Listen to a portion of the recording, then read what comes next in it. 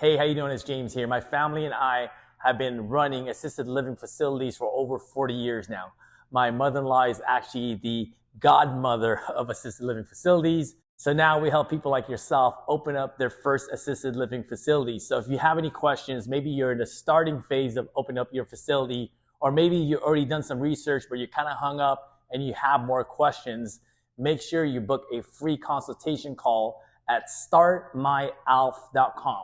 So that's startmyalf.com. So in this video, I want to go over 2 ways how you can manage an assisted living facility.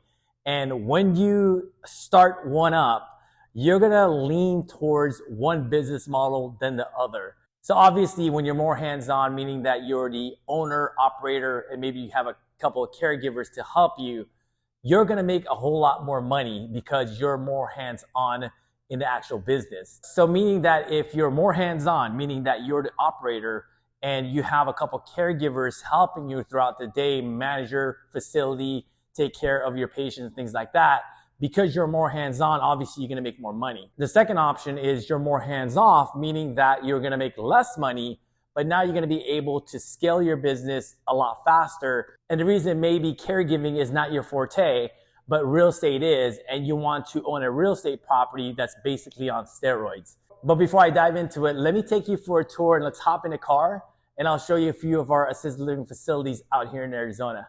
All right, so we're actually pulling up to our first assisted living home here in Chandler, Arizona. So this right here is the first home. As you can see or not see, it's actually a little blurry. This is a very small home. This home is under 2,000 square feet.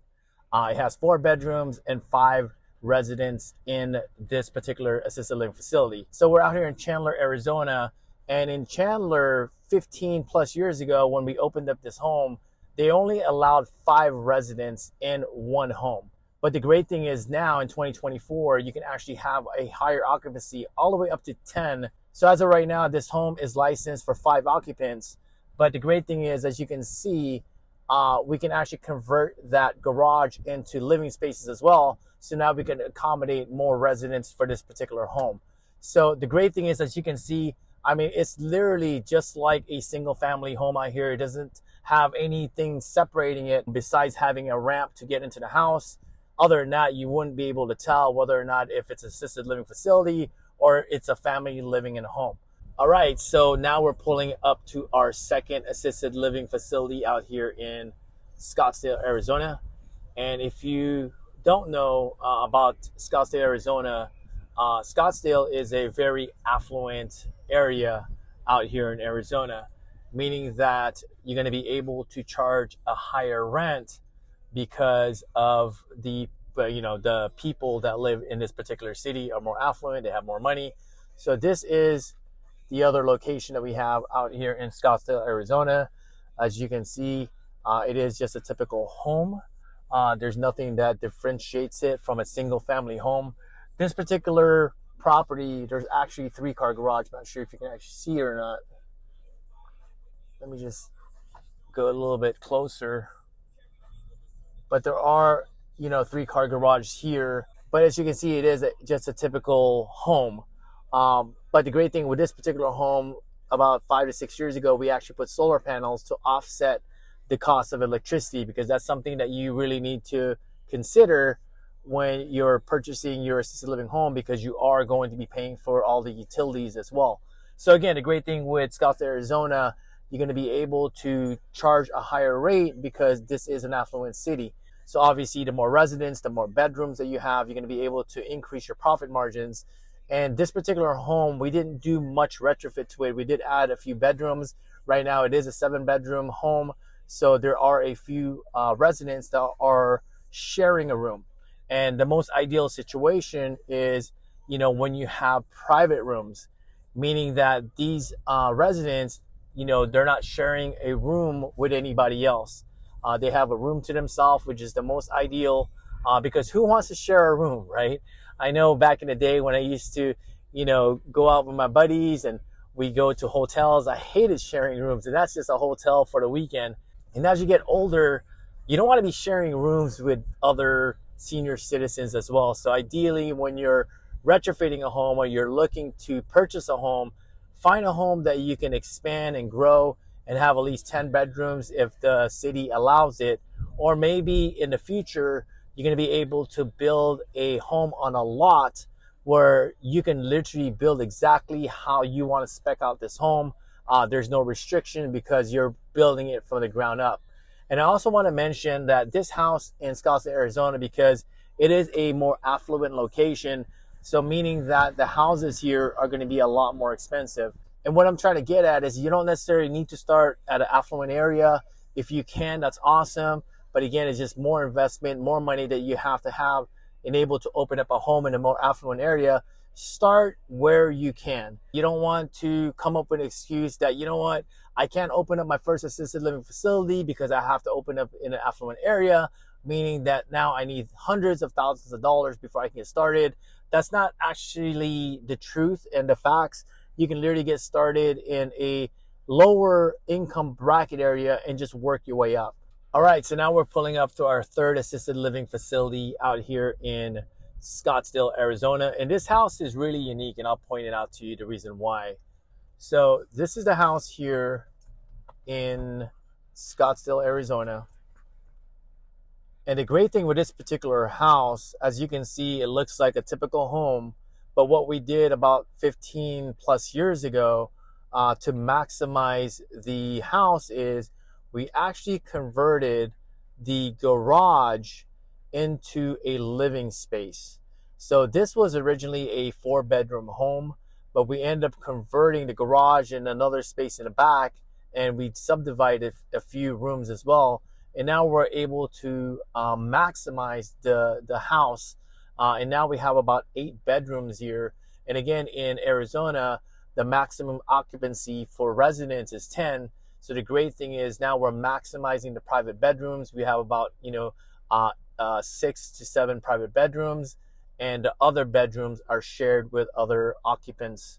The great thing is with this particular home, like I mentioned, we're able to convert that garage into a living space. And one tip that I want to share with you, and these are the tips that we share with our students with our ALF Academy, is make sure that you get approval from the city first before you decide to convert your garage into a living space, because you have to pull permits, and some cities don't allow you to have a dwelling inside your garage.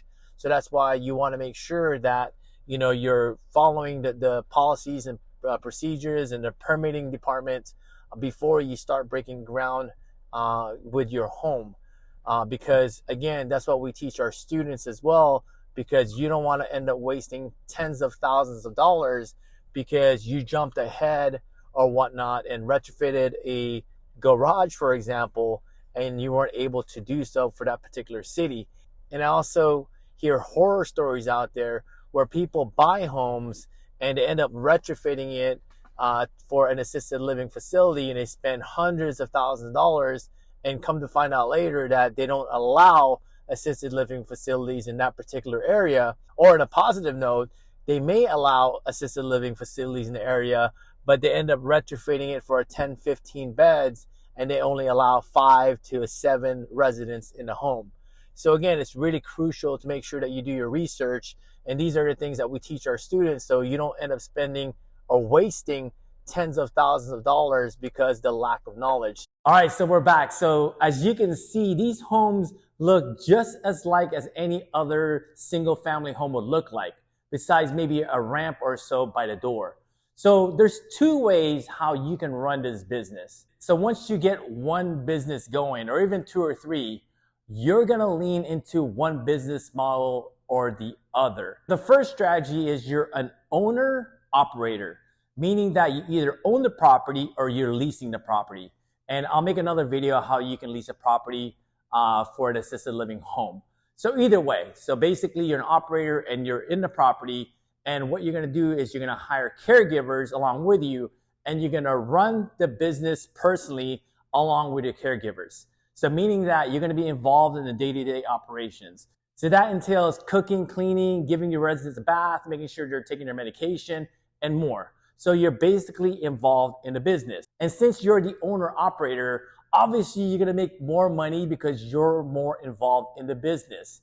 So the second strategy on how to run your assisted living facility is to own the property, license the property, and then you lease the property to an operator. So this particular person is a person that you're not necessarily into healthcare. I mean, don't get me wrong, it's an amazing business to get into because you are helping senior citizens, but that's not really your forte and your passion. So your passion is more real estate, and you want to have a real estate property on steroids. So basically now you're going to own the property and you're going to license the property, retrofit it, and you're going to lease the property to a person that wants to operate the business. And the great thing is, when you're more a landlord of an assisted living facility, I mean, the cash flow is like on steroids. You're doubling, tripling your cash flow versus if you just rented the same home to a single family. But don't get me wrong, long-term rentals and Airbnb is part of my wife and I's portfolio.